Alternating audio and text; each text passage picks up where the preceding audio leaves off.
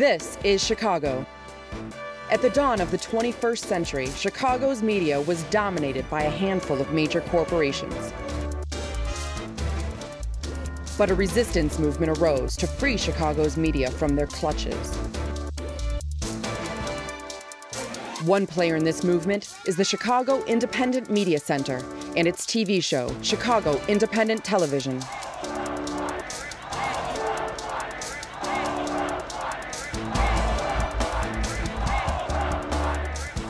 The Independent Media Center is a worldwide network of grassroots correspondents committed to using the tools of the media for promoting social and economic justice. You are watching this month's dispatch from the Chicago Independent Media Center.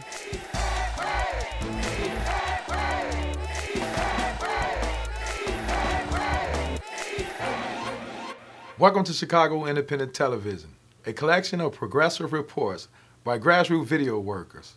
I'm your host, J.R. Fleming. In this episode, we'll review some of the recent local efforts to oppose the Chicago bid for the 2016 Olympics. And we'll also see some Chicago activist efforts that took place on Valentine's Day to win the right for same-sex marriage in Illinois. Stay with us.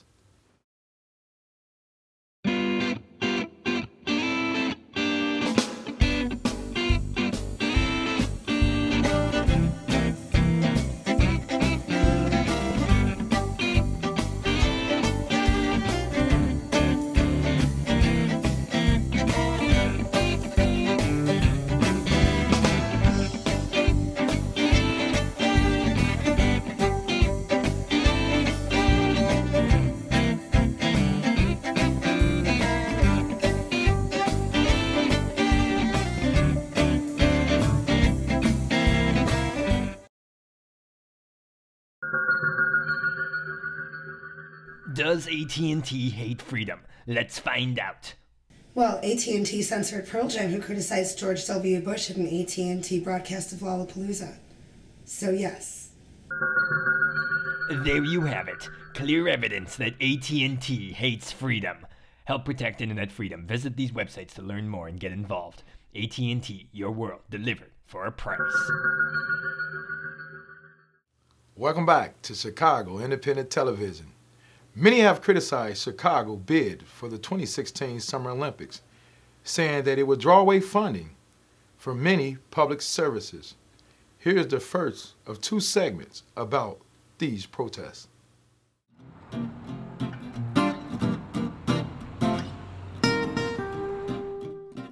Due in large part to a citywide propaganda campaign, support for Chicago's 2016 Olympic bid seems to be everywhere. While IOC members met at the Aon Center, proponents of the games rallied in support.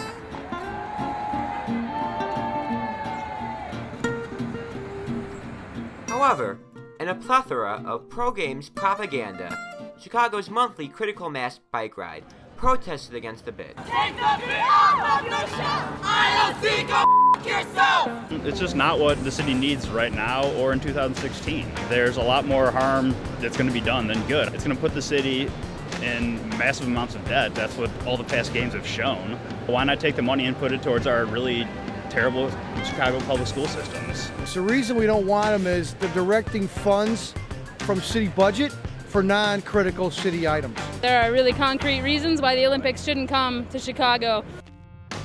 I asked you 3 times to stay over there, and you didn't stay over on the other side of the street. Because were you scared about what you're doing? You're scared of what we're doing? Or were you worried about what you're doing here?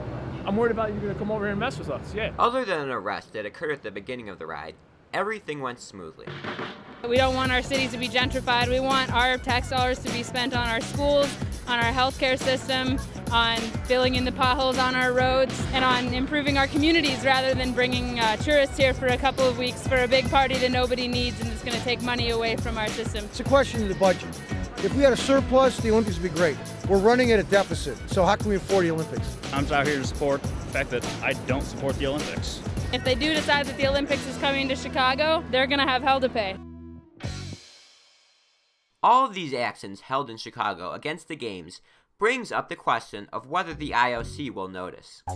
I heard they see too many of these, so they're somewhat immune to them. We're really doing this for the people who live here. And maybe some of the voting members of the IOC who might not be here today might really reflect on it. We can't afford the Olympics, bottom line. And I don't know that the IOC is going to be exposed too much to these, because I think Mayor Daley's keeping him behind some pretty closed doors, only letting him see the parts of the city that he likes. But I think if they were to watch these,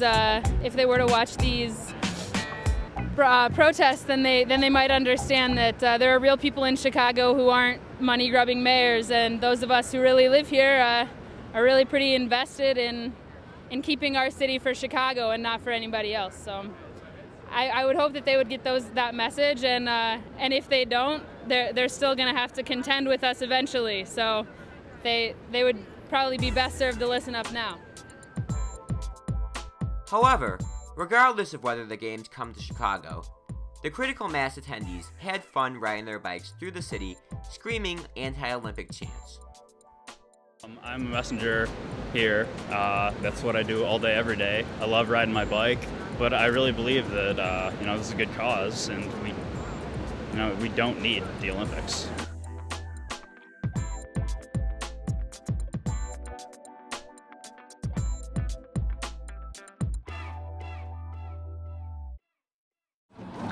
You're watching Chicago Independent Television. I see the soul of a nation, must be true cause I've seen it on TV.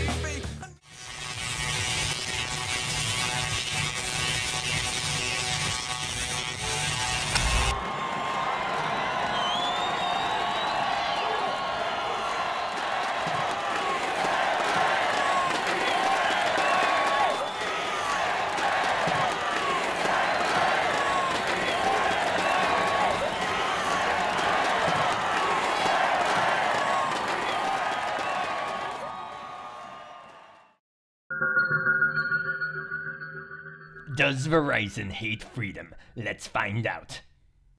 Well, Verizon censored cell phone text messages sent by national pro-choice political activist groups. So yes. There you have it. Clear evidence that Verizon hates freedom. Help protect internet freedom. Visit these websites to learn more and get involved. Verizon, we never stop censoring for us.